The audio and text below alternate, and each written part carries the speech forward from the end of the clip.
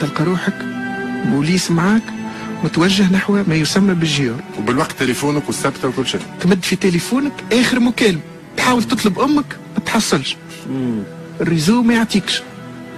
كي مشيت ما كنتش حتى 1% باش تتوقف. يجيك نومرو، شكون النومرو اخر مكالمه قبل ما نهبط للجيور، والمكالمه اللي انقذتني اعطتني برشا امل، انقذتني من الانهيار. صالح الحاج. كيفاش كلمني صالح الحاج؟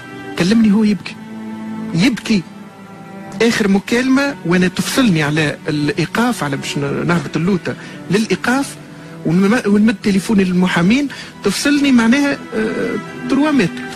صالح الحاجه يبكي في التليفون، ديجا زلزلتني المكالمه نتاعو، يقول لي ويقوي فيا ويقول لي اقعد قوي، اقعد واقف، راني نعرفك شكون وراني معاشرك وراني مربيك وراني نعرف شكون سمير الوافي، وما ما تخسرش روحك، خليك معناها واثق من روحك وباش يجي نهار وتخرج. المكالمه هذيك قويتني برشا، عوضت لي المكالمه تاع امي اللي ما نجمتش نعملها، خاطر كنت نتمنى نسمع صوت امي ونهزلها انا نقويها، وبعد نهبط وبعد نسلم امري. باش نرجع لك السؤال، خاطر انا وقتها ما نعرفش وقتاش نخرج. الليله الاولى رقدت سمير، غمضت انا رفضت باش نقابل امي في الحبس. اي صحيح، لانه صعيب، لانه ما حبيتش امي تشوفني في الحاله هذه، ما حبيتش نقابل امي بيني وبينها بالله. امي طول عمرها تشوف فيا فرحان شيخ منتصر ناجح كذا، ما نحبهاش تشوفني في لحظه انكسار. رفضت رفضا تاما انه نقابل امي، مش رغم اللي انت اكثر عبد كنت محتاجه امك. كنت محتاج انا الام، وكانت محتاجه باش تشوفني، اما حمايه لي انا خاطر ما نجمش نقعد قوي، يمكن ننهار قدام امي، وحمايه لها هي باش تشوفني في وضع. كي خرجت من الحبس اول جمله قلتها لها كي شفتها سمير؟ اول جمله قلتها بدموعي، لانه انا تمنيت نصوروا المشهد هذاك، لانه كانت تشوف لقائي بامي وقت اللي خرجت الناس الكل تبكي، حاجه ما معناتها حاجه عاليه ياسر، حاجه غريبه ياسر، معناتها المشهد ما تكلمتش، عنقت امي قعدت نبكي درج. اللي ما بكيتوش في الحبس بكيتو وقتها، ما بكيتش انا في الحبس، قد ما حسيت، قد ما كان ايماني قوي، كنت صامد. ربي اسمع، ربي راهو ربي كبير. فما ناس خرجوا من الحبس مرضى نفسيين، خرجوا بالحرابش وخرجوا بكذا، انا راهو رضيت الوالدين، خرجت من الحبس قوي كيما انا. ربي راهو نزل علي صبر، ما ندعيش اني قوي برشا للدرجه هذه، اما ربي سبحانك وقت يبداو والديك راضين عليك في لحظات اليأس والظلام يهبط عليك رحمته. انا الرحمه نتاعو كانت في شكل طاقه جباره تاع صبر.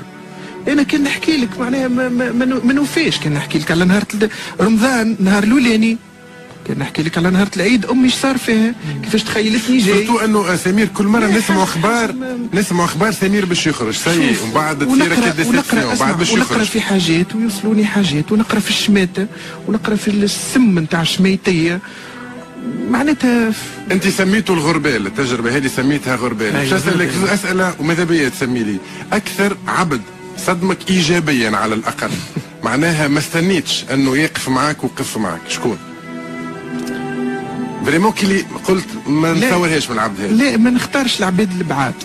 انا ثم عبد وقف معايا برشا من الساحه الاعلاميه، مش عبد واحد، هو برشا عباد، ما هو من اكثر الناس اللي وقفوا معايا، وهو خويا الصغير ونحبه برشا، وانا اللي ساهمت في دخوله للصحافه، اللي هو سلاح طرابلس اللي عرس مؤخرا ونهنيه. الانسان هذاك انسان نقي وصافي ويحبك محبه صادقه، وكان مخلص وكان وفي، وكان معناتها يطلب امي يبدا يبكي، يطلب فيها كل يوم. الانسان الثاني هو سامي الفهري، اللي زاد ما توقعتش بصراحه انه باش يقف معي.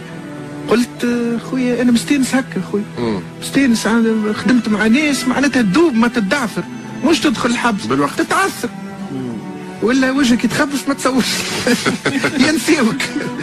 استانست هكا. سامي الفهري كان راجل، ونكتفي بكلمه راجل، كان راجل بأتم معنى الكلمه، وبيان سير صالح الحاجه. ولكن الشخص الاخر اللي غير لي حياتي وقتها هو خطيبتي حاليا، اللي هي ما كانتش وقتها خطيبتي، ما كناش مخطوبين، كنا في علاقه، واللي خلاني نقرر باش نتزوجها هي المحنه هذيك.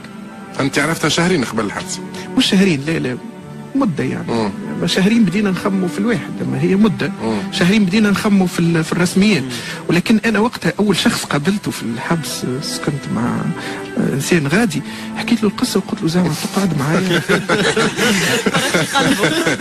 شخالك مسفل تركي شخالك، قال لي راس ولدي لما تقعد معايا ولا باش تاخذ. وهذا قال لي باش راجل كبير هو حكيم ياسر، قال لي باش بون ثم حكامه في الحبس قال لي هذه باش تكون امتحان نهائي. قال لي تو تشوف باش تمتحن. ونجحت في الامتحان؟ نجحت بدرجة ممتاز جدا. أكثر حاجة ما تصورتش تشوفها في الحبس سمير؟ نعاودها راهو يا سيد رفيق، قل لي سيد سمير، يا سادة مستمعين، راهو الحب ماهوش وقت اللي أنت فرحان، وقت اللي أنت غني، وقت اللي أنت تضحك، وقت اللي أنت واقف. راهو الحب وقت اللي أنت في لحظة هزيمة، لحظة ضعف، لحظة إفلاس، لحظة مريض، صارت لك حاجة، اللي باش يقعدوا معاك هم اللي